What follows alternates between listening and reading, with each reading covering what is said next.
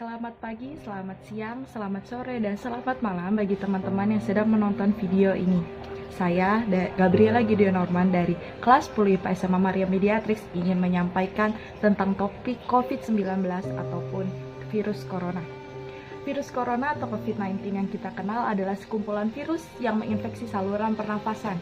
Menginfeksi saluran pernafasan ringan seperti flu, bahkan menginfeksi saluran pernafasan berat seperti infeksi paru-paru atau yang kita kenal dengan pneumonia. Virus ini berasal dari kota Wuhan di Cina akhir Desember tahun 2019 lalu, dan sekarang virus ini menjadi virus pandemi karena virus ini telah menyebar ke seluruh dunia dan membuat warga setiap negara takut akan terkena virus tersebut. Virus ini menyebabkan 3 gejala umum.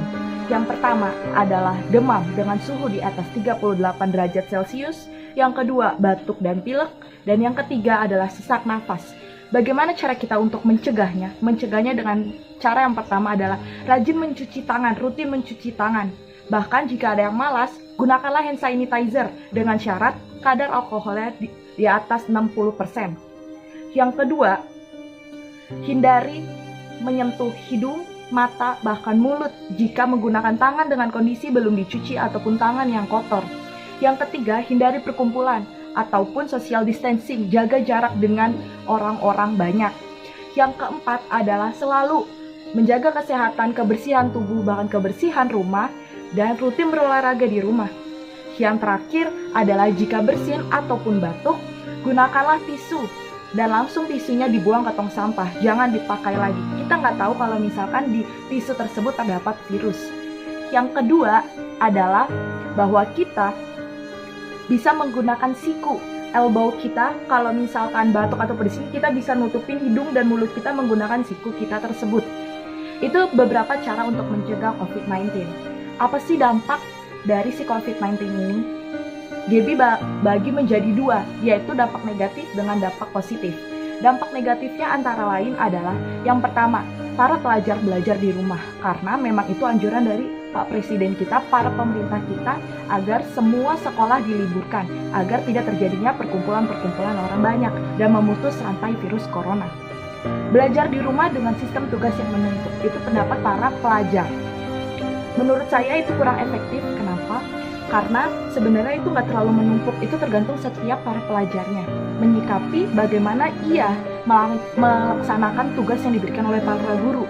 Ada yang bilang menumpuk karena mereka menumpukin sendiri, karena mereka menunda-nunda pelajaran mereka sehingga terdapatlah tugas baru, makin menumpuk. Yang kedua adalah sistem pengajaran yang kurang efektif. Kenapa saya bilang kurang efektif? Karena saya tahu di sini kita dalam kurikulum K13, yaitu para pelajar belajar mandiri. Apalagi belajar mandiri di rumah. Para pelajar belajar mandiri, maksud saya adalah bahwa guru setidaknya menghantarkan kita ke pintu materi, sehingga kita para murid dapat lebih masuk ke inti dari sebuah materi tersebut, agar kita dapat melakukan, mengerjakan tugas yang diberikan oleh para guru dengan pengertian kita sendiri, bahwa kita memang mengerti, jadi kita bisa mengerjakannya, bukan karena kita copy paste Google. Nah, di pengalaman sekarang bahwa guru hanya memberikan tugas, jadi seolah-olah di sekolah ia memberikan materi, tapi digantikan kalau di rumah materi itu semua diganti dengan tugas.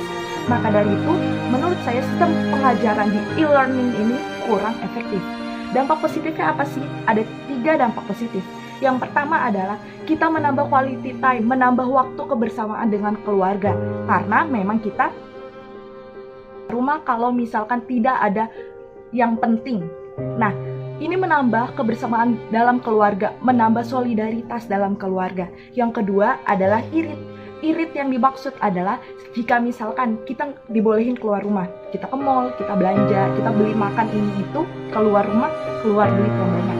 Tapi dengan social distancing ataupun dalam pengawasan di dalam rumah atau kita self defense stay home, itu membuat kita lebih irit, gak mengeluarkan banyak pengeluaran. Dan yang ketiga adalah selalu mendekatkan diri, lebih dekat lagi sama Tuhan. Kita lebih banyak berdoa, lebih banyak bersyukur juga. Siapa tahu dari COVID-19 ini ada hikmah, ada berkat yang bisa kita ambil. Jadi menurut saya COVID-19 ini tidak hanya memberikan dampak yang buruk, tapi COVID-19 ini juga memberikan dampak positif bagi kita yang menilainya dia adalah positif. Nah, untuk bagi para kaum remaja, cobalah untuk lebih menaati peraturan dari pemerintah. Kalau misalkan disuruh stay home, ya stay home aja. Apa susahnya sih kita berdiam diri di rumah daripada kita berdiam diri nanti di rumah sakit? Jadi lebih baik kita stay home, kita self defense, dan kita selalu menjaga kesehatan, kebersihan diri kita masing-masing. Bagaimana kita mau menjaga kesehatan, bagaimana kita mau melindungi para keluarga kita, orang-orang di sekitar kita, bahwa jika kita aja nggak bisa melindungi diri kita sendiri. Sekian dari saya tentang dampak positif ataupun dampak negatif dari COVID-19 atau virus corona yang sedang menjadi virus pandemi di seluruh dunia. Sekian dari saya, terima kasih, God bless you.